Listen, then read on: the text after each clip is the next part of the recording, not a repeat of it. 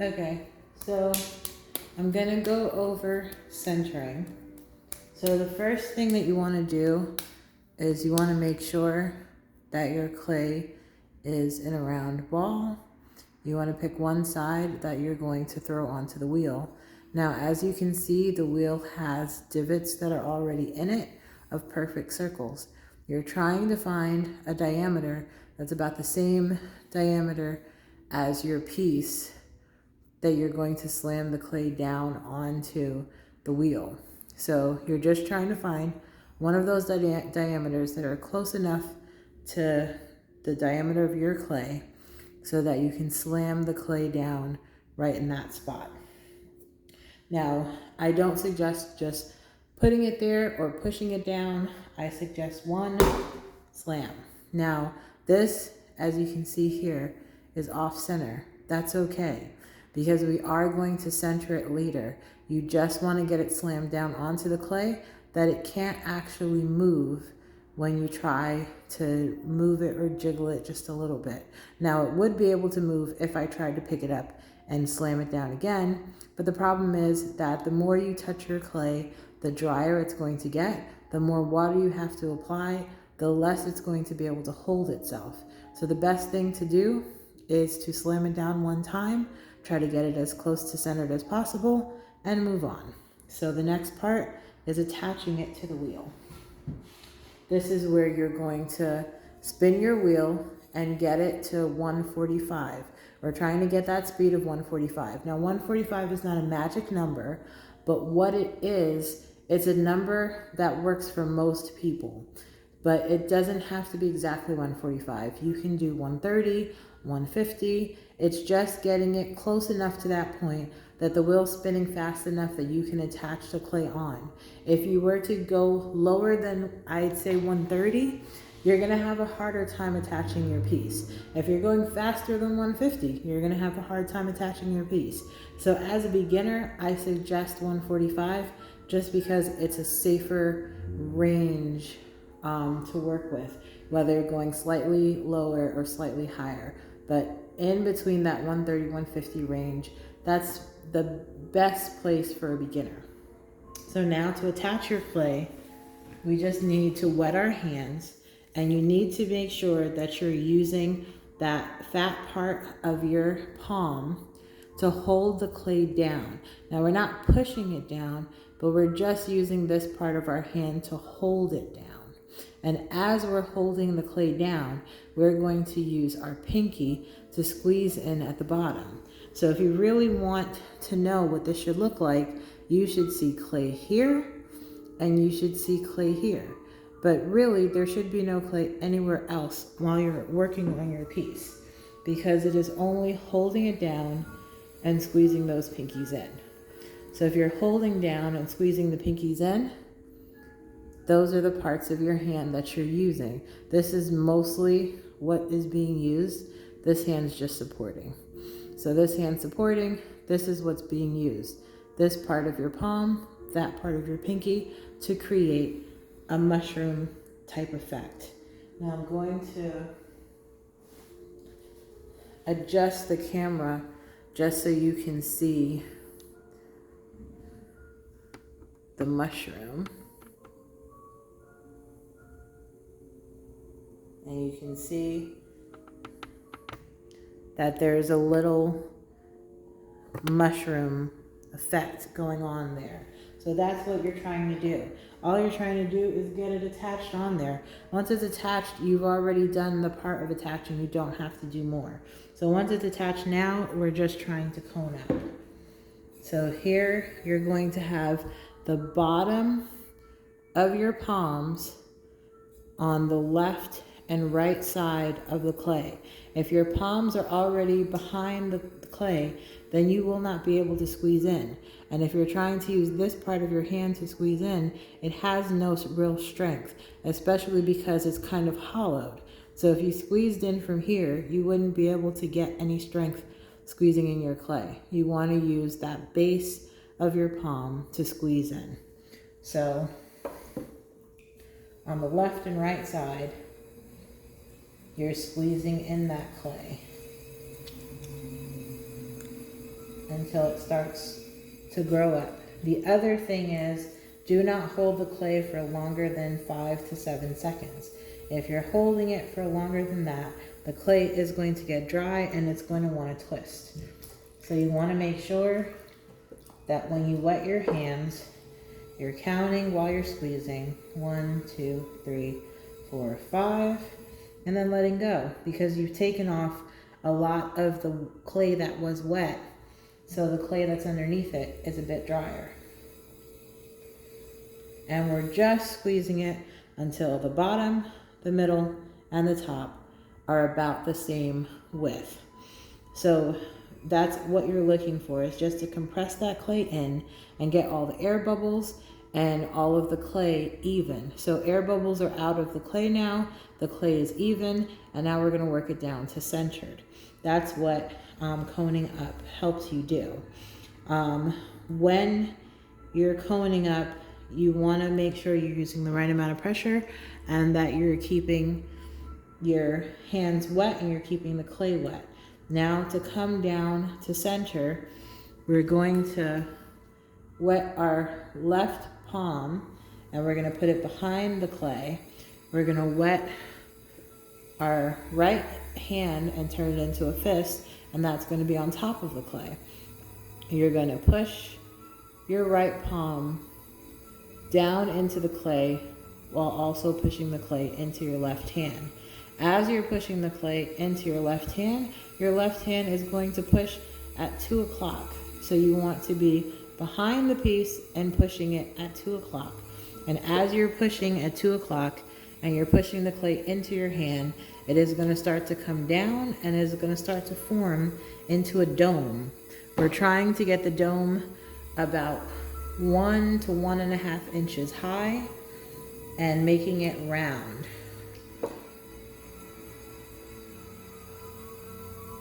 So as you're coming down, you're just trying to get the clay down and round. Now, when the clay starts to get wider than your hand is as a fist, what you want to focus on, I'm going to stop the wheel, is this half of the clay. The reason why is because as the wheel is spinning, this half is where you're going to have your hands working. While it's spinning, you are going to be working the other half. So only focus on half of your clay as you're trying to center it. So while I'm centering it, I am only on 1/2 of the clay. And then I'm coming off lightly to keep it centered.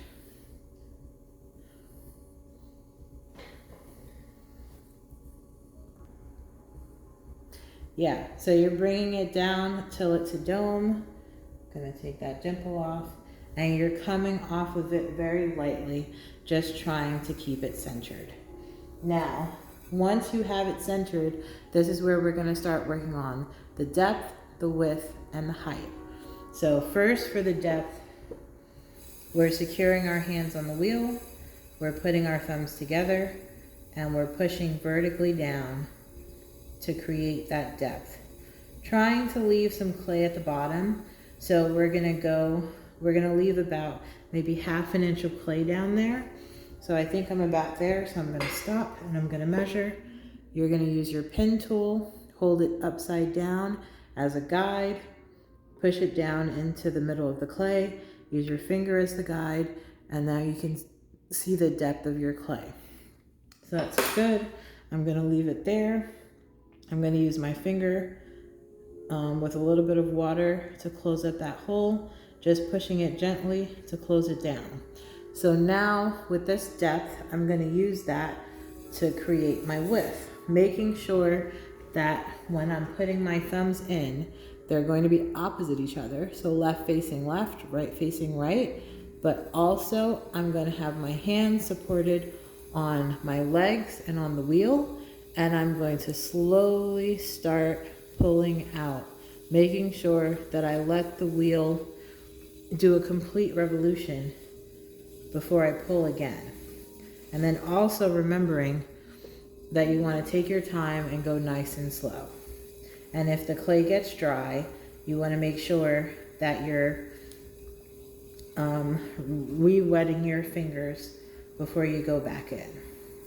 I'm going to take off any extra unwanted clay that's here.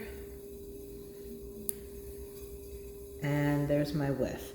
So one of the rules about your width is that it cannot come out further than the bottom of the clay that's attached to the wheel.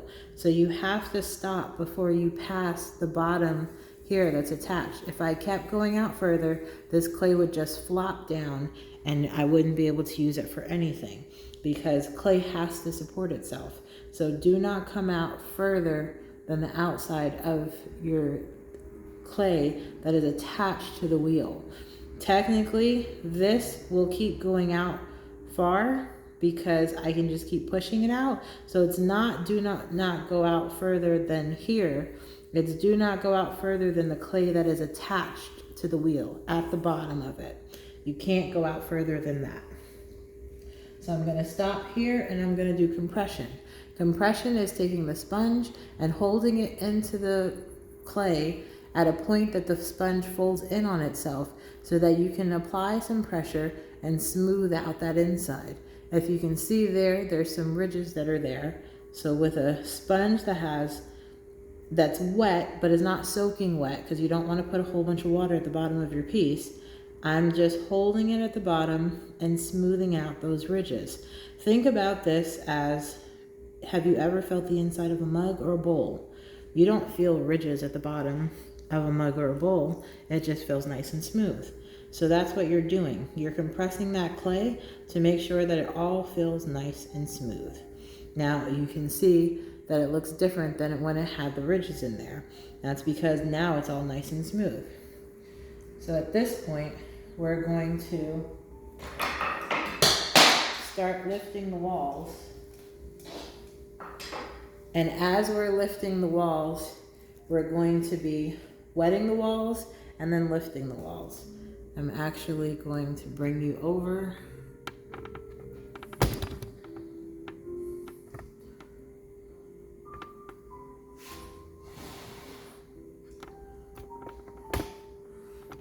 To this side of the wheel so that you can see when I'm lifting it.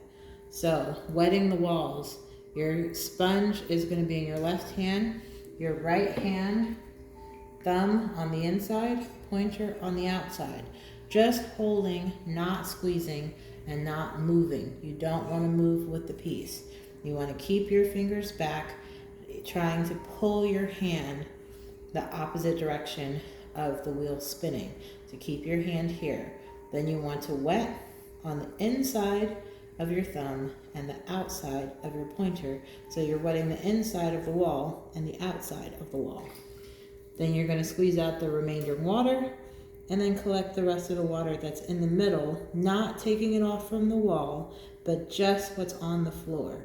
You don't want to leave any water sitting on your floor, or else then you'll just have a mush of slurry clay that will not be a floor to your piece, so it'll get destroyed.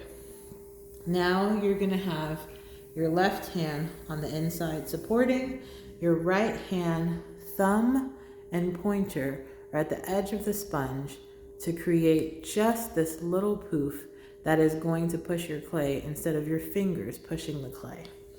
So just that little poof is going to create some pressure at the bottom of my piece, and I'm slowly going to start working up the wall of my piece. Now as I'm coming up, the clay is going to start to get dry. I'm going to take off any excess clay that's on the sponge and re-wet the sponge, squeezing it out, wet my fingers, get right back to having that poof, and then go back to where you stopped and keep coming up. Now remember, you have to do this nice and slow. If you don't take your time and make this even, you will have an uneven vertical piece. The wheel is spinning and needs to do a complete revolution before you move. If you move faster than the wheel is able to do its revolution, you've pulled one side, but you have not pulled the other side, so they will not be even. Can you fix this later on? No, not without cutting your piece off. Will you be able to fix it in pulling? No. You would actually have to take off the top of your piece to make it even. Now that I've made it to the top of the piece, I need to go back to wetting the wall and collecting the water in the middle so that I can pull the wall again. So now sponge again with the point. There's not too much left that I have to come up. I'm going to bring up what's there, and this should be good. Now, when you're pulling clay, I've had some people ask me, how do you know when to stop? How do you know when the clay is enough? If you look here, and I'll stop the wheel, you can see that my clay is about 1/4 of an inch thick. That's about where you want to be.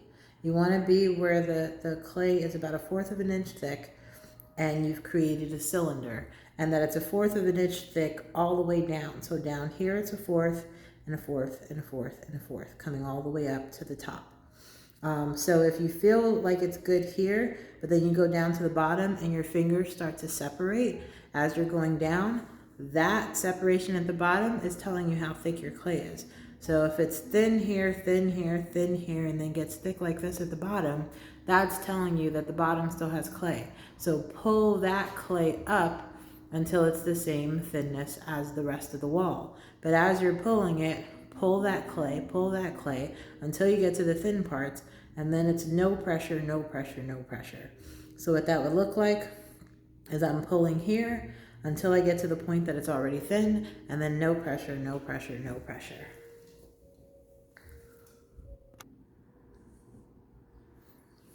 All right, so once you've pulled all of the clay to the point that it's all about 1/4 of an inch thick, you're going to wet the walls one last time. Collect the water that is in the middle. And now you don't need the sponge.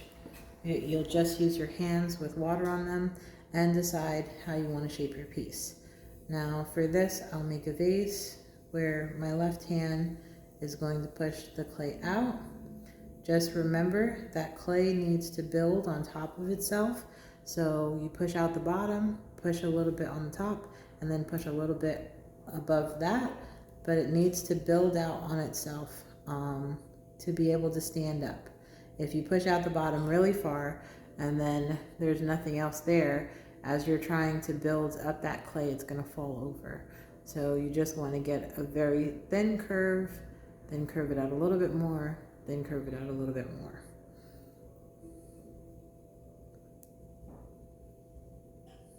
So this is going to be the bottom, and then the inside hand will always push the clay out, and then your outside hand pushes the clay in.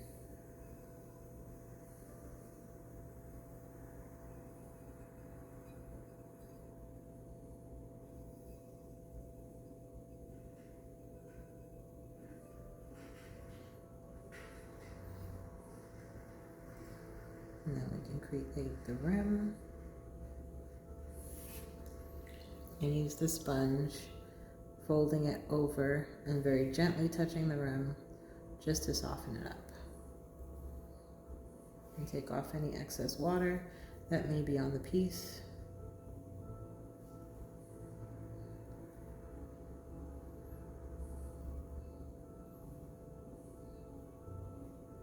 And the shape is done. So once we've finished with the shape, then we want to take off that bottom part of our skirt, which has been using, we've been using it to attach the piece to the wheel, but we no longer need it now that we're finished trimming the piece. So first you will draw a line at the bottom of your piece. Now, to understand where the bottom of your piece is, you're looking to see where that curve is, because if we made a curve on the inside, we're touching the bottom of our piece to start that curve. So that means that the curve, the bottom of the curve is the bottom of our piece, And then the rest of this clay that's here is part of our skirt. It's clay that we have not used. So once you draw that line, you're gonna wet your trim tool again, and we're gonna push forward and down at that part, just going nice and slow, letting the wheel make a complete revolution as you're pushing down until we've hit the wheel. And then once we've hit the wheel, if you've changed the shape of your piece, you can just fix any of that.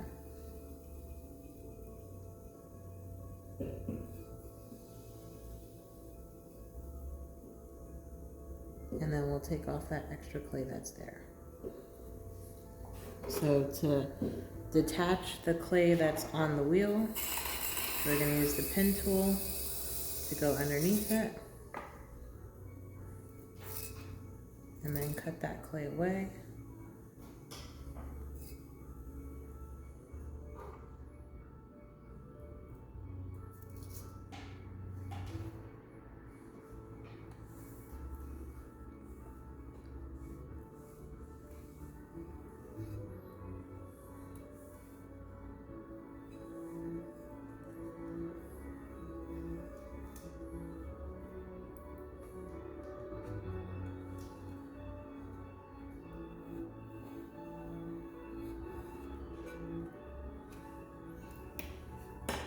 And unravel it. So once that is off, then that is your piece and you're done. The last thing that you would do is put some water on the wheel, use your wire tool, using tension to hold 2 fingers down on the wheel, pull through the piece, and then it should be able to move. And then you are done.